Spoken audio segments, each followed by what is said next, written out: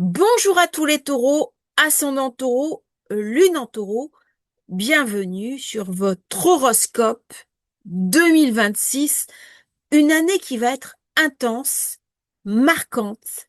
Ça va être véritablement une année pivot, une année déterminante avec cette conjonction Saturne-Neptune, en particulier parce qu'elle se passe sur le 0 degré du bélier, le degré du renouveau.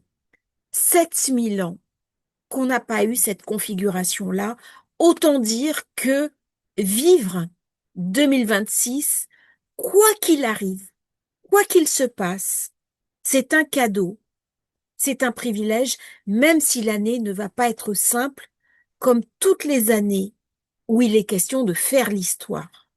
On préfère généralement les années plus simples, avec moins de configuration, moins d'intensité. Et pourtant, on y est. Et cette année-là, eh bien, dans quelques temps, dans quelques années, quand vous regarderez votre passé, vous vous direz que oui, il y a des choses déterminantes qui se seront passées. Cette conjonction Saturne-Neptune en février se déroule dans la zone du Bélier en secteur 12 pour vous. Autant dire que durant cette période, vous allez avoir besoin de vous intérioriser, peut-être de la fatigue, une certaine forme de lassitude, j'oserais même dire une capacité à regarder les choses de manière sombre. Ne tombez pas dans le pessimisme, ça serait une erreur. Pourquoi? Parce que le signe du bélier, c'est un signe de la poussée en avant, c'est comment je vais m'inscrire dans un nouveau monde, comment je vais pouvoir trouver ma place et comment je vais pouvoir m'y épanouir.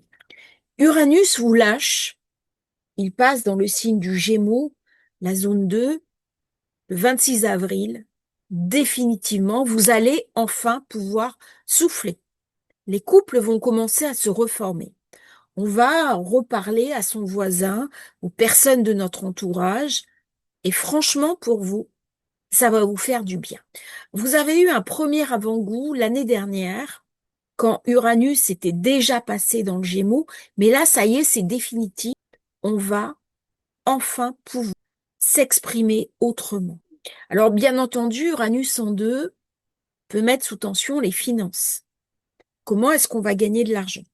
Difficile d'épargner avec ces configurations-là. On peut être amené par quelque chose de très dépensier. Ou alors, on n'arrive pas à faire de la trésorerie. Ou on n'arrive pas à mettre de côté. Ou alors, on s'intéresse aux cryptos et aux nouvelles manières de spéculer et de gagner de l'argent. C'est une thématique qui va être importante dans les années à venir. Point important, Uranus vous lèche. Mais vous avez Chiron qui arrive. Alors Chiron était jusqu'à présent dans le signe du Bélier. Il vous a amené à beaucoup travailler sur vos intériorités. Ça a pu ramener beaucoup de lourdeur. J'ai eu beaucoup de taureaux qui étaient en difficulté. Et c'est justement à cause du travail inconscient que Chiron a fait pour venir décoller un petit peu les vieilles mémoires familiales, les vieilles douleurs, les souffrances entre guillemets karmiques qui vont arriver à la surface. Je dis pas que c'est plus facile. Chiron va rester chez vous 1 mois et demi, 2 mois, avant de revenir en arrière. Ça va vous permettre d'appréhender les énergies pour la première fois. Il faudra attendre 2027 pour que Chiron arrive définitivement chez vous. Ça veut dire quoi? Eh bien qu'on est dans une phase de préparation. Et cette question de la préparation, elle est clé chez le taureau. Le taureau, c'est le signe du financier, c'est le signe du matériel, et c'est tout notre rapport à la matière qui va être questionné en 2026. Avec Chiron, on a questionné la question de l'être. Qui suis-je? Quelle est ma place dans le monde? Dès que Chiron arrive dans le taureau, c'est qu'est-ce que je possède? Mais c'est le qui suis-je au sens de ce que j'ai. Est-ce que je suis ce que j'ai? Est-ce que je suis ce que je montre aux autres? Ou est-ce que je suis autre chose au-delà de l'être et de l'avoir? Dans cette compréhension, le taureau est invité à basculer cette énergie uranienne du Gémeaux en se disant la réponse est peut-être autre, elle est peut-être ailleurs. Elle est dans l'étude, dans l'apprentissage, dans un nouvel apport au monde. Qu'est-ce que je vais pouvoir donner de moi? Comment je vais pouvoir me resituer? Alors, il ne s'agit plus d'une forme de don de soi qui ne respecte pas ses propres besoins. C'est autre chose. C'est-à-dire que nous allons tous être invités, quel que soit notre signe, à nous resituer dans notre capacité à apporter aux autres. Et le taureau va vivre quand même quelque chose de très intéressant, c'est que Vénus va être rétrograde à la fin de l'année dans le signe du Scorpion. Balance, Scorpion. Ça veut dire que toute la relation du taureau à l'autre, toute la relation au couple, toute la relation à l'association, au partenariat, mais aussi à sa propre sensualité, son propre érotisme, sa capacité à s'émerveiller va être revisitée. Nous avons eu Uranus qui, dans le taureau, a complètement dézingué la notion de couple, la notion d'association et de rencontre. Mais c'était trop. Et à partir du moment où Vénus va être rétrograde, Vénus qui est votre planète phare, eh bien, on va de nouveau s'ouvrir au couple, on va de nouveau chercher à rencontrer l'autre et à tisser des nouveaux liens connectés les uns aux autres. Et ça se fera après que Jupiter ait changé de signe. C'est-à-dire que dans le début de l'année, Jupiter est en Cancer, ça vient activer votre secteur 3, la communication, les échanges. Peut-être avez-vous amélioré votre savoir, vous avez suivi des enseignements transmis, vous avez peut-être été sur les réseaux sociaux. Et dès que Jupiter entre dans le Lion, il est en secteur 4. Ça veut dire qu'on a besoin de son nid, de sa protection.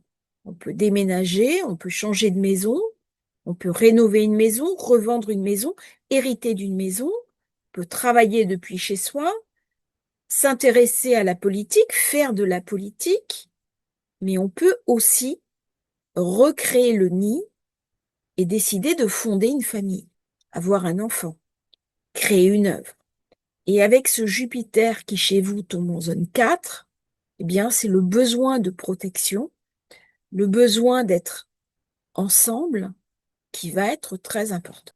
Alors, si vous êtes en couple et que vous avez plus grand-chose à vous dire, eh bien, ça va être peut-être le moment de relancer la flamme. Si vous êtes célibataire, il va y avoir des beaux passages durant cette année pour faire des belles rencontres. Donc voilà un petit peu les tonalités globales de cette année qui va être relativement intense pour les taureaux, avec la saison des éclipses qui va se faire dans le signe Verseau, Lion. On a le basculement aussi des signes vers le Verseau et le Lion, mais toujours une éclipse dans le Poisson, là où Vénus est en force, là où elle était en exaltation. Janvier, nous avons cette petite Vénus en Capricorne qui se retrouve quand même un petit peu contrariée par la présence de Mars, mais nous avons un Casini le 6 janvier, Vénus-Soleil, le 8, Vénus, conjonction étroite avec Mars, période particulièrement intéressante pour vous. Alors attention, on peut dépenser, hein. Là, on peut un petit peu flamber parce que on a des tentations. Le Casimi se fait en signe de terre. On a envie de voyager. On peut décider de partir à l'étranger. On peut décider aussi d'apprendre une langue étrangère.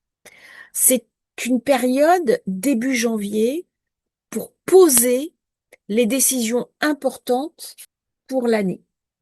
Vous aurez aussi, à partir du 15, un sextile à Saturne, trigone à Uranus, sextile à Neptune, et surtout à la fin du mois, eh bien, une conjonction à Pluton, puisque Vénus passe le 17 janvier dans le signe du Verseau. Avec la conjonction à Pluton, j'ai une Vénus qui est amoureuse.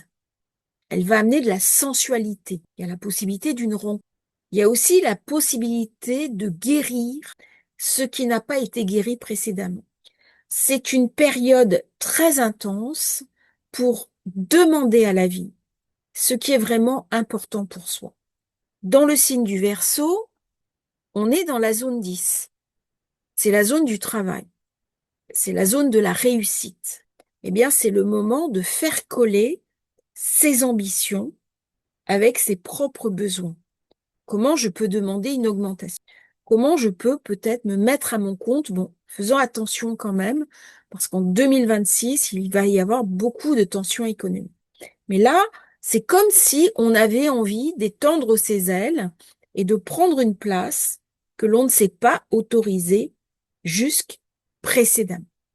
Donc le mois de janvier va être très intense pour les taureaux. Vous aurez de toute façon, mois par mois, on revisitera un petit peu ce qui a été dit dans cette vidéo. Parenthèse, vous avez un agenda astrologique disponible. Je vous mets le lien dans la description avec détaillé tous les passages astrologiques qui va vous servir de boussole durant toute l'année 2026. Donc, n'hésitez pas à rejoindre le programme. Ça permet aussi de soutenir la chaîne et de soutenir mon travail. Ça sera très volontiers que je vous recevrai de l'autre côté. On continue maintenant sur Vénus qui rejoint le Poisson à partir du 10 février et on rentre dans la première saison des éclipses. Vénus étant en Poisson, elle est exaltée. Nous avons la première éclipse de l'année qui se déroule dans le Verseau. Elle est en zone 10, elle est très puissante. Et pour vous, symboliquement, ça correspond à la zone 11, la zone des projets, la zone des amis, et ça vient redynamiser un petit peu toutes les projections que vous pouvez faire sur l'avenir. Comment être plus libre? Comment vous dédouaner de certaines tâches qui vous pèsent? Comment articuler vos besoins avec les contraintes de la société? Et là, Vénus, elle est très puissante parce que elle prend le pas sur Mercure, elle est en conjonction au nœud nord et donc elle montre la direction. C'est une période très importante pour vous, taureaux, parce que c'est une période karmique. Qu'est-ce qui est fondamental pour moi au plan de mes projets, de mon avenir? Et là, c'est vraiment la période pour prendre des décisions qui vont être marquantes, pour trier vos amitiés, mais aussi vous déterminer au plan professionnel. Il y a des opportunités favorables qui arrivent, alors même qu'Uranus va bientôt lâcher votre signe. Donc vous allez avoir des rencontres, des synchronicités, des informations très pertinentes durant cette période. Même si Vénus, en début de mois, elle fait un carré à Uranus, à la fin du mois, elle va faire un très bel aspect à Jupiter et ramener de la chance.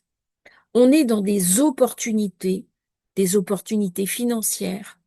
Vous allez avoir des guides, des protecteurs, des personnes qui vont croire en vous, des soutiens. Très, très belle période. Deuxième éclipse, 3 mars. C'est magnifique. Vénus est toujours dans le Poisson. C'est elle qui récupère toute la puissance de la main vers une énergie incroyable. Alors, quand il y a une accumulation d'énergie, il y a deux solutions. Ou on déborde d'énergie, déborde de projets, et il y a plein de choses qui se mettent en avant. Ou alors, on est complètement épuisé parce que trop d'énergie, trop de sollicitations peuvent venir nous irriter. Et donc, c'est une période qui va avoir pas mal d'instabilité. Et vous êtes invité à faire du sport, à vous projeter sur l'extérieur, à foncer dans vos projets et à dépasser vos limites habituelles. Le temps n'est plus à la peur, n'est plus à la crainte. C'est vraiment le moment d'agir, de vous motiver, de sortir d'une espèce de léthargie qui existe parfois chez les signes de terre. Agissez, agissez, agissez. On est en zone 11, c'est-à-dire il va y avoir des nouveaux amis, des nouvelles rencontres, des nouveaux projets et aussi des protecteurs.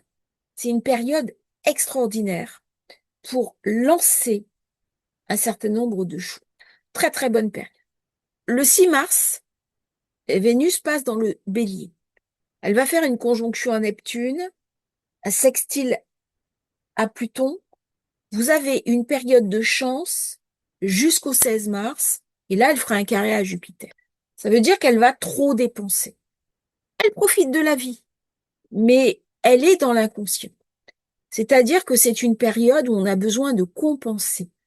C'est une période où on n'a pas totalement nettoyé les vieilles mémoires. C'est une période où on peut se sentir blessé par des événements extérieurs. Donc, il faudra faire attention à ne pas se mettre en danger financièrement. Le 30 mars, elle rentre chez elle, dans le signe du Taureau. Et là, elle va faire son carré à Pluton. Alors, c'est une période où on peut avoir des coups de foudre. C'est une période très érotique, où on peut avoir envie de relations sans lendemain. Par contre, attention, c'est une période où il peut y avoir aussi des trahisons, des mensonges, une forme de corruption et où on est vulnérable. Ne prenez pas de décision clé dans ce début d'avril parce que des personnes mal intentionnées peuvent en avoir après votre financier. Par contre, c'est une période idéale pour regarder, alors même qu'Uranus est toujours dans le Taureau et qu'Chiron n'est pas encore arrivé, ce qui vous empêche d'avancer. Quels sont les vieux mécanismes transmis par la famille qui vous bloquent, qui vous verrouillent? Tout ça, ça empêche, d'une certaine façon, une vie épanouie. Ça va être aussi comment ne pas avoir peur. Le Taureau, parce que c'est le signe du matériel, il va avoir beaucoup d'angoisse 2026 à cause de cette crise qui se rapproche. La peur du manque, la peur de la spoliation, la peur de ne pas avoir accès à un certain confort. Donc ça va être très important durant cette période de trouver des zones de rassurance, des zones où s'accrocher pour quelque part se rassurer en dépit de tout ce que vous allez pouvoir entendre. Comment on va pouvoir rester centré sur ses intériorités, sur ce qui est clé pour soi, sur ce qui est fondamental. La nouvelle lune d'avril, elle est très intéressante parce que le soleil, on voit encore, à chaque fois, on est sur une fin de cycle. Il y a quelque chose qui s'achève. Il y a une page qui se tourne. Et Vénus s'apprête à rencontrer Uranus. Ça sera aux alentours du 24. Et le soleil rentre en Taureau le 21, alors que Vénus va passer en Gémeaux, dans la zone 2, le 24 avril. Donc à partir du 24 avril, vous allez avoir des opportunités financières, des possibilités de spéculer, par exemple, sur les cryptos ou sur les métalliques. Vous allez avoir des opportunités financières très intéressantes. Donc là, profitez de cette période. On va regarder les cartes suivantes. Nous voilà sur la pleine lune du mois de mai, le 1er mai. Et Vénus est toujours. Et nous avons une carte avec beaucoup d'instabilité. Pourquoi beaucoup d'instabilité? C'est Jupiter qui vient attiser un petit peu le feu. Et chez vous, c'est dans la zone 12 que se font ces oppositions, c'est-à-dire il y a des angoisses, il y a des craintes. Il est possible que dans cette période, on est dans la partie après les éclipses, il y a une grosse instabilité financière qui se soit mise en place. Et du coup, ça ramène chez vous des inquiétudes. Il peut y avoir aussi des tensions avec l'entourage, avec des voisins et des vieux secrets de famille qui remontent soudain à la surface. Il peut y avoir dans cette période-là des conflits plus ou moins importants avec votre famille, des cousins, des oncles, des neveux, des nièces. Ça va amener une période assez instable pour le mois de mai, autant que Vénus se sent coupée en deux puisqu'elle est en lien avec Mercure. Mercure qui est dans votre zone 12. Alors, c'est une période pour se cocooner, pour rester chez soi, pour profiter un petit peu de la vie, et pas forcément pour sortir de manière trop importante. Par contre, j'ai quand même un point positif. J'ai Vénus qui est sextile à Neptune. Vénus sextile à Neptune, ça me rend romantique. Et même si la situation est un petit peu compliquée, on peut très bien faire une jolie rencontre et tomber amoureux. Parce que cette pleine lune se fait en face, dans le signe du Scorpion. Donc là, il y a possibilité d'une rencontre, une rencontre qui n'était pas prévue. Peut-être une rencontre, tout n'est pas parfait et il y a des ajustements de part et d'autre à faire. Et au moment de la nouvelle lune, qui se fait dans votre signe, au degré 25 très précisément, eh bien, Vénus est soutenue par Mars. Mars qui est sur Chiron. Ça veut dire que c'est la période idéale pour régler des problèmes anciens. On peut parler, on peut échanger, on peut trouver des solutions opportunes. Et on voit bien comment il y a une articulation avec Pluton qui vient soutenir cette nouvelle lune. Et a fortiori, les taureaux, derniers décans, vont être très concernés par cette période où je peux récupérer du financier. Et ce financier, je peux le faire fructifier. Donc c'est une période où vraiment on est invité à un renouveau de repositionnement, parce que la zone 12, très marquée, mais aussi l'incarner dans le réel, dans la matière, en protégeant ses avoirs, ses actifs. Si on n'est pas content de sa situation matérielle, c'est vraiment le moment pour y réfléchir. C'est pas la période pour se dire bon bah peu importe, je vais faire. Non, non. Qu'est-ce qui est important pour nous? C'est vraiment une période focus. Et j'ai un amas avec Uranus, donc qui m'invite à me libérer, peut-être me libérer des contraintes, des obligations, de ce qui est devenu obsolète, et Mercure. La conjonction ramène beaucoup d'énergie. Et donc, ça va m'inviter à des changements très brusques. On est en zone 1. Donc, c'est un repositionnement en fonction des événements qui vont m'entourer et qui vont venir me dire que quelque chose est définitivement achevé. Donc là, on change d'optique, on change d'orientation, et le taureau, qui est un signe un petit peu immobile, eh bien là, au contraire, il va reprendre confiance en lui, il va avancer très vite, et il va foncer, un petit peu à la manière du bélier, puisqu'il y a un impulse avec Neptune-Saturne, une puissance nouvelle, dont le taureau va pouvoir, bien entendu, bénéficier durant tout 2026. Fin mai, Vénus arrive en Cancer. Alors, le mois de mai, il a une particularité, on a 2 pleines lunes. Donc, ça va être un mois très intense. Première pleine lune, on a un premier éclairage, et là, on va avoir un deuxième éclairage. Et ce qui est intéressant, c'est que Vénus, fin du mois, elle est dans le secteur 3, la communication, donc c'est une période pour parler, pour être entendu, pour être écouté, pour échanger. Mais elle va vers sa conjonction à Jupiter, qui est toujours une période de chance. Donc à partir de ce moment-là, jusqu'au mois de juin, commence quelques jours, quelques semaines avec une grande chance pour les taureaux. Même si ça va demander de laisser derrière soi un certain nombre de choses. Vénus, elle aura fait son carré à Neptune, son carré à Saturne. Donc, du coup, on est invité à changer sa manière de penser les choses. Ça vient toucher, bien entendu, la zone de l'inconscient. Je peux avoir des mots qui ont été refoulés. Je peux avoir des vieilles rancœurs. Qu'est-ce que je fais? Comment je les évacue?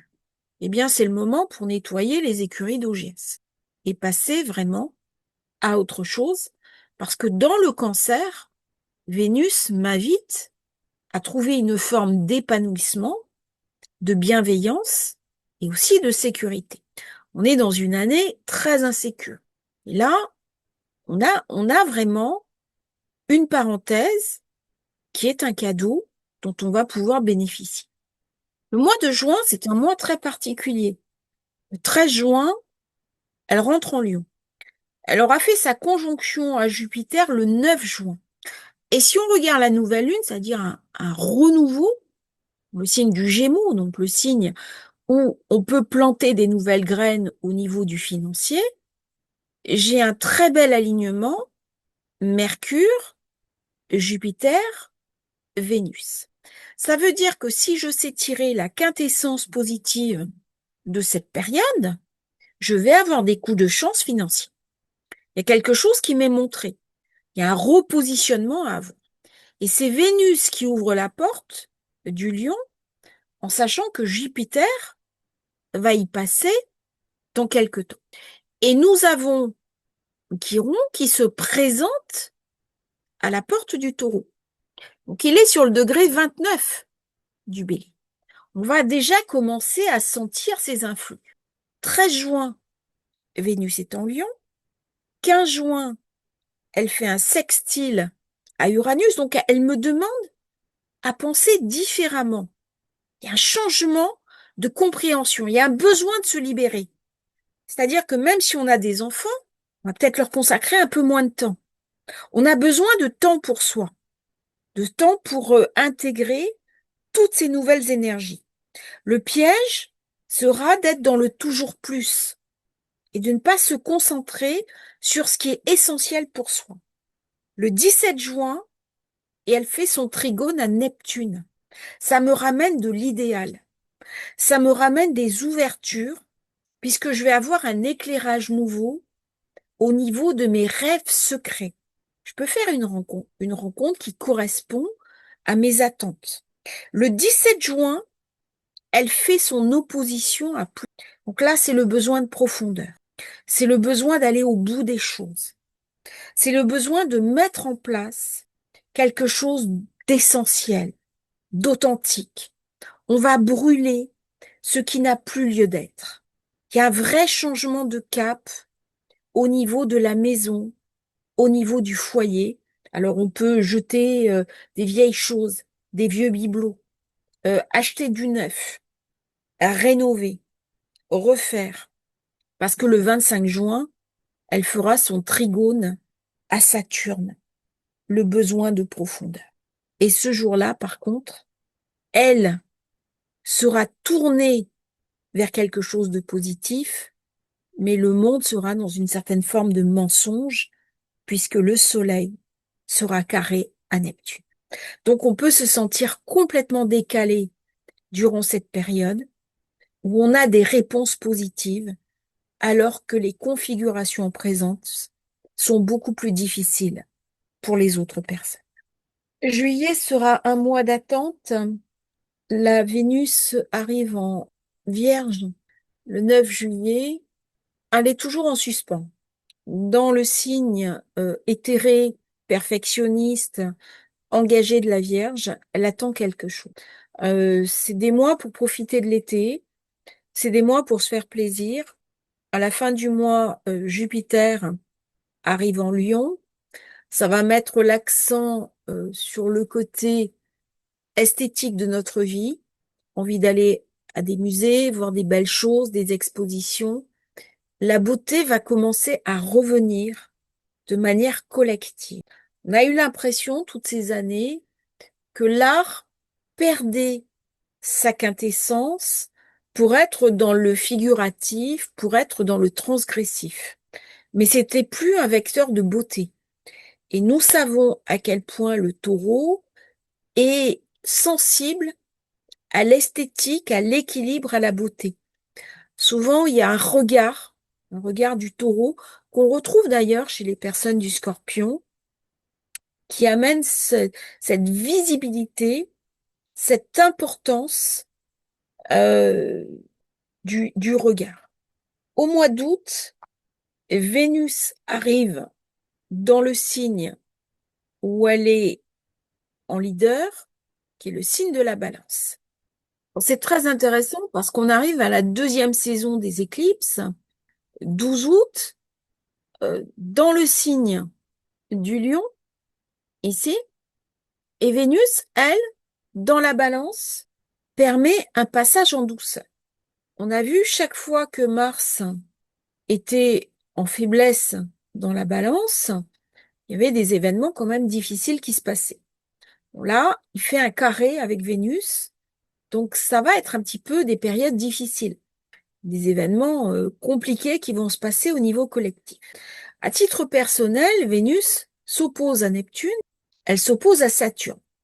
Donc on va revoir, réactualiser ce qui se sera passé en début d'année quand on leur a fait sa conjonction avec Saturne et Neptune. C'est tout le quotidien à revoir, à négocier, à envisager différemment. Peut-être qu'on prend trop de temps pour son travail. Peut-être aussi qu'on ne passe pas assez de temps dans son travail. Quelle est mon implication dans mon quotidien? Ça va être une période aussi pour s'occuper de soi, de sa santé, reprendre en main sa propre santé. Les questions de santé vont être clés en 2026. On en reparlera dans la vidéo de l'année. J'attends encore des informations pour la faire. Comment je vais pouvoir, dans cette période très instable, me stabiliser, puisque j'ai un trigone d'air, au niveau mental, pour affronter ce que je dois affronter? Il y a des challenges dans le travail. Il y a des choses à mettre en place. Et Vénus, là, c'est une Vénus qui a envie de se faire plaisir. Elle n'est pas dans la conquête. Là, elle est dans l'idée de profiter de la vie, mais ça passe par une réorientation de son propre quotidien. La deuxième éclipse, j'ai un T carré, Vénus, Mars, Saturne. C'est un petit peu compliqué parce que nous sommes dans la zone des relations, de l'affect. Dans cette période, je pense qu'on va revoir un petit peu ces relations. Alors, ça peut amener beaucoup de tensions sur le plan du couple, sur le plan de l'autre, ou alors un sentiment de solitude si on est tout seul. Et les choses n'avancent pas comme on voudrait qu'elles avancent.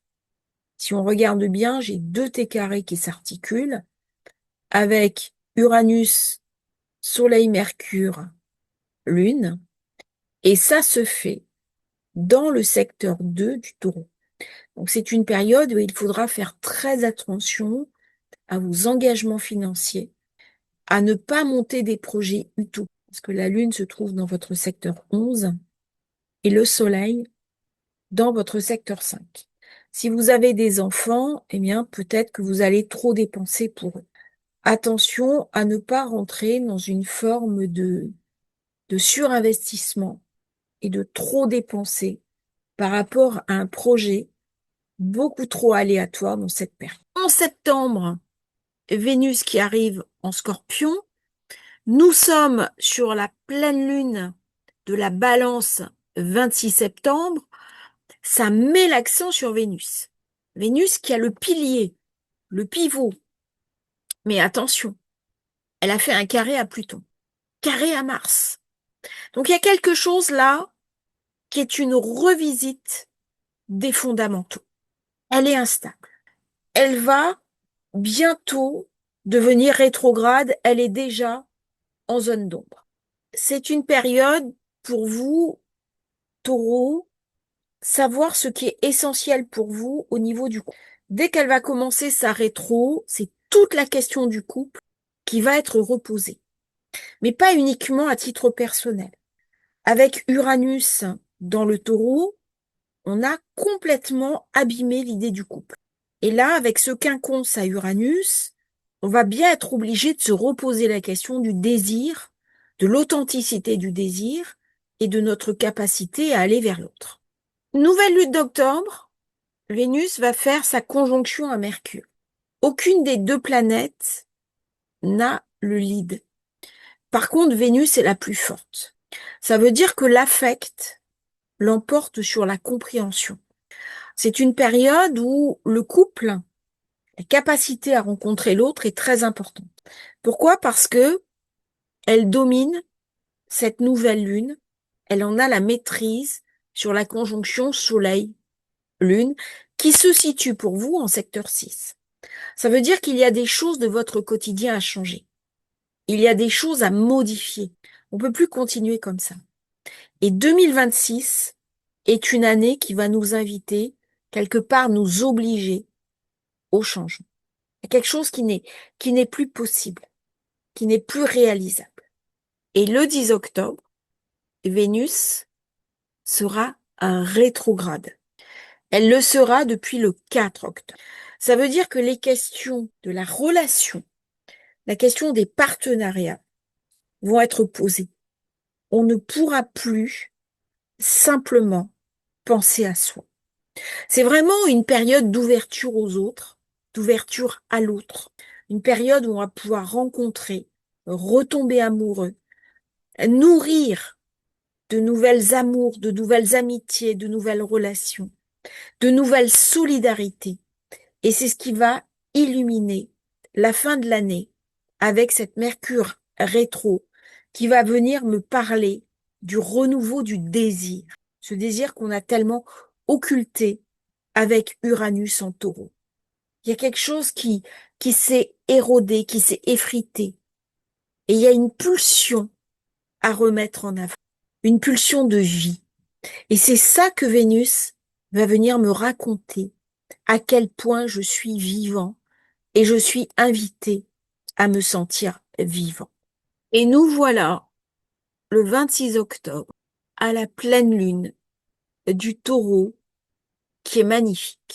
Alors c'est pas une pleine lune facile, mais nous avons une conjonction à aller chercher entre Vénus et le Soleil, comme si tous les événements positifs de notre vie dépendaient aussi de notre capacité à nous transformer, de changer, de nous modifier par le carré à Pluton. C'est une carte de croissance personnelle. C'est une carte qui nous ouvre sur notre capacité à rencontrer l'autre. C'est une carte qui nous invite à aller au-delà des difficultés que nous allons pouvoir rencontrer. On est dans la zone 7. La force, la puissance ne vient pas de nous-mêmes. Elle vient de l'autre en tant que miroir, l'autre en tant que projection. Le couple qui va être dans la zone 6, ma capacité à vivre le quotidien, à me transformer grâce au quotidien, ce sont tous les efforts que je vais faire au jour le jour qui vont m'aider, me soutenir, m'accompagner durant cette période particulièrement intense qui est sans doute une des pleines lunes les plus intenses de l'année 2026. 2026 va être particulièrement challengeante. Et Vénus sera bien sûr toujours rétro. Elle redeviendra directe le 15 novembre. Là, on est dans la nouvelle lune de novembre. Elle est revenue en balance. Autant dire que ça va vraiment vous amener des grandes fenêtres d'opportunités, des grandes fenêtres de changement, des possibilités de rencontres. Tout ne sera pas simple, c'est le moins qu'on puisse. Mais on va tous être un petit peu dans la même dynamique qui va nous pousser en avant, nous amener à nous dépasser pour 2026, 2027, 2028. Si on regarde la carte suivante, Vénus reprend sa marche directe, elle quitte la configuration avec Pluton. Vous allez pouvoir souffler. Uranus n'est plus chez vous et Chiron n'est pas encore arrivé. C'est une belle période. Vous avez un bel aspect Vénus, Mars, Jupiter. Profitez-en. La fin de l'année sera assez positive pour les natifs du Taureau. On va regarder les dernières cartes avec la nouvelle lune de décembre, Vénus dans le Scorpion qui fait un magnifique iode, Uranus, le changement, la liberté, notre manière de voir les choses, et Saturne, Neptune. Vous voyez là, j'ai vraiment des possibilités pour faire une rencontre, des possibilités d'un retour à l'équilibre. Et même si la période est quand même un petit peu tendue, j'ai envie de dire que l'année se finira quand même sur une note optimiste. Je vous remercie, Taureau, d'avoir suivi votre horoscope 2026. N'oubliez pas, vous avez l'agenda astrologique pour retrouver toutes les dates importantes, les dates clés pour vous aider à faire de 2026 un succès. À très bientôt pour un nouveau partage sur Astrologie facile et merci pour vos nombreux commentaires et tous les témoignages que je reçois tout au long de l'année.